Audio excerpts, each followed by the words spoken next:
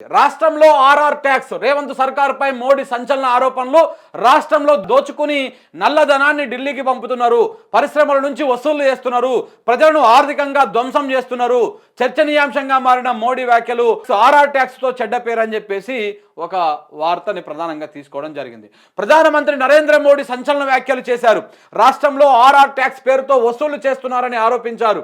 రేవంత్ రెడ్డి నేతృత్వంలోని కాంగ్రెస్ సర్కారు RR tax వసూలు చేస్తోందని, అలా వసూలు చేసినటువంటి నల్లధనాన్ని ఢిల్లీకి పంపిస్తున్నారని ప్రధానమంత్రి మోడీ అన్నారు.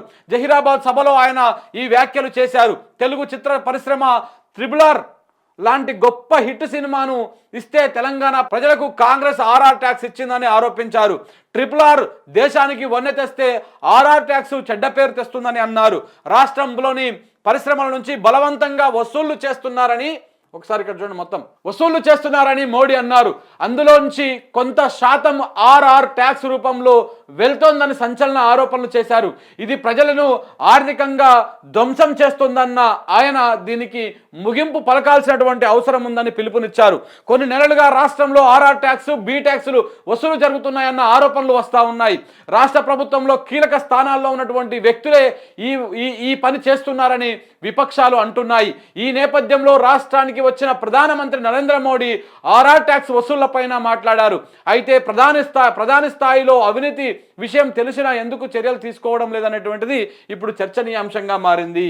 ఏమని మాట్లాడినా మోడీ గారు, రాష్ట్రంలో అక్రమ వసూళ్లు జరుగుతూ ఉన్నాయి, ట్యాక్సుల పేర్లతోటి, రకరకాల పేర్లతోటి పరిశ్రమల నుంచి, రియల్ ఎస్టేట్ రంగాల నుంచి ట్యాక్సులు వసూలు చేస్తూ ఉన్నారని చెప్పేసి ప్రధానమంత్రి హోదాలో రాష్ట్రానికి వచ్చినటువంటి మోడీ గారు మాట్లాడినటువంటి మాటలవి.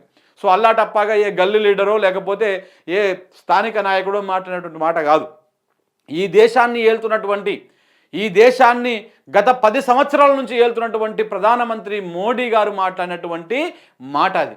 సో కాబట్టి మరి ఒక అవినీతి జరుగుతుంది, ఒక రాష్ట్ర ముఖ్యమంత్రి అవినీతి చేస్తున్నాడు, అక్రమంగా వసూళ్లు చేస్తున్నాడు అనేటువంటి విషయం ప్రధాని నోటి నుంచి వచ్చినాక కూడా ఎందుకు దాని మీద కేసు లేదు, ఎందుకు దాని మీద విచారణ లేదనేటువంటి చర్చ కూడా బాగా హాట్ టాపిక్గా మారింది ఇప్పుడు. సో కాబట్టి రాష్ట్రంలో దోచుకొని ఇప్పుడు నేను బేసిక్గా అయినా మాట్లాడిన దాంట్లో కొంత వాస్తవం ఉన్నది, కొంత కాదు మోస్ట్ వాస్తవం ఉన్నది. ఎందుకంటే ఇవన్నీ ఏదైతే ఏలెడ్డి మహేశ్వర్ రెడ్డి మాట్లాడండి వీటి గురించి, ఆర్ ట్యాక్స్ వసూలు చేస్తున్నారు, ఆర్ఆర్ ట్యాక్స్ ఏమో ఢిల్లీకి పంపిస్తూ ఉన్నారు.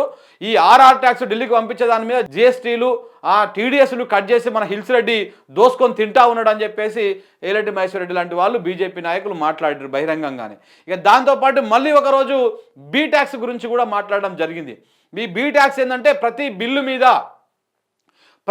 మీద ఎక్కడ ఏ బిల్లు క్లియర్ కావాలన్నా ఫినాన్స్ సెక్రటరీ దగ్గరికి వెళ్ళాల్సిందే, ఫినాన్స్ శాఖ దగ్గరికి పోవాల్సిందే. మరి ఆర్థిక శాఖ మంత్రి ఎవరైనా మన బట్టి విక్రమార్క గారు. సో బట్టి విక్రమార్క గారు పేరు మీద బీ ట్యాక్సులు కూడా వసూలు చేస్తూ ఉన్నారు. 6%, 3%, 4%, ఇట్లా ఈ పర్సెంట్ల కింద ఒక్కొక్క బిల్లు మీద ఇంత అని చెప్పేసి వసూలు చేస్తూ ఉన్నారని చెప్పేసి ఇదే ఏలెడ్డి మహేశ్వర్ రెడ్డి కూడా ప్రెస్ మీట్ పెట్టి మరి సంచలనంగా ఆరోపణ చేసిరు. మరి ఇంత అవినీతి జరుగుతూ ఉంటే, కాంగ్రెస్ వచ్చిన కానుంచి రాష్ట్రాన్ని దోసుకొని తింటా ఉంటే, దీంతోపాటు మేము మొదటిసారిగా దాన్ని బయటపెట్టడం జరిగింది.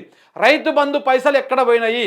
7,600 కోట్ల రూపాయలు 7,600 కోట్ల రూపాయలు గత ప్రభుత్వము కేసీఆర్ సర్కారు మేము రైతులకు రైతు బంధు వేస్తాము అని చెప్పేసి రెడీగా చేసి పెడితే, ఈ కాంగ్రెస్ నాయకులు ఈసీని ఆశ్రయించి ఈసీతోనే ఆ రైతు బంధును ఆపించేసిరు. అలా ఆపించేసినటువంటి మిగిలిపోయినటువంటి డబ్బులు 7,600 కోట్ల రూపాయలు ఎటు పోయినాయి అని చెప్పేసి ఇవాళ తెలంగాణ సమాజం ప్రశ్నిస్తూ ఉంది. దాంతోపాటు కాంగ్రెస్ నుంచి ఎల్లగొట్టినటువంటి చాలామంది కాంగ్రెస్ నాయకులు కావచ్చు, కాంగ్రెస్ పార్టీలో ఉన్నటువంటి మోత్కుపల్లి నరసింహులు లాంటి వాళ్ళ నాయకులు కూడా ఈ 7,600 కోట్లు ఎవడు మింగిండు, ఎక్కడ పోయినాయి అని చెప్పేసి మాట్లాడడం జరుగుతూ ఉంది. చాలామంది కూడా ఇలా మంత్రుల్లో, ఇప్పుడు ఈ మంత్రిత్వ శాఖ మంత్రుల్లో ఉన్నటువంటి కొంతమంది కాంట్రాక్టర్ మంత్రులు ఆ పైసలను మింగేశారనేటువంటి ఆరోపణలు కూడా తెలంగాణ సమాజం నుంచి బలంగా వినిపిస్తూ ఉన్నాయి. సో